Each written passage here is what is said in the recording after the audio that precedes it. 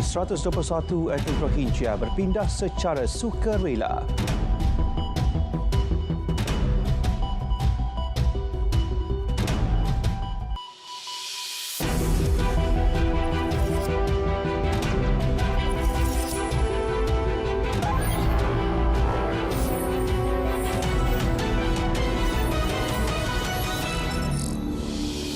Assalamualaikum dan salam Malaysia Madani.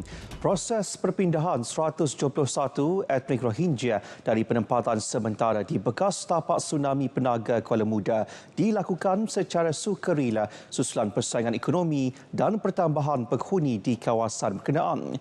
Ketua Polis Daerah Seberang Perai Utara ACP Anwar Abdul Rahman berkata pihaknya dimaklumkan kumpulan itu yang bergerak dari penempatan sementara semalam tiba di Pejabat Pesuruhjaya Tinggi Pertubuhan Bangsa Bersatu bagi pelarian UNHCR di Ibu Negara pagi tadi.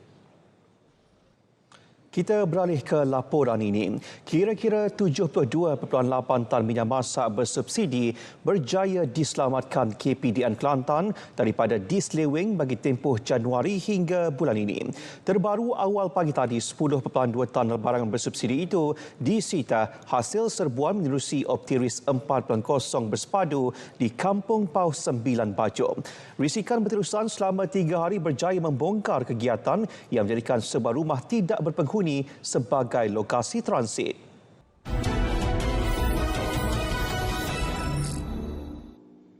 Saudara diplomasi diraja antara Yang di-Pertuan Agong Sultan Ibrahim dan Raja Bahrain Raja Hamad Isa Al Khalifa mencipta detik bersejarah bila percaya mengembalikan semula perlumbaan Formula 1 F1 ke litar antarabangsa Sepang SIC selepas 9 tahun. Baik, sekian berita tengah malam. Saya Zaim Nasir, Malaysia Madani, kesejahteraan dinikmati. Assalamualaikum.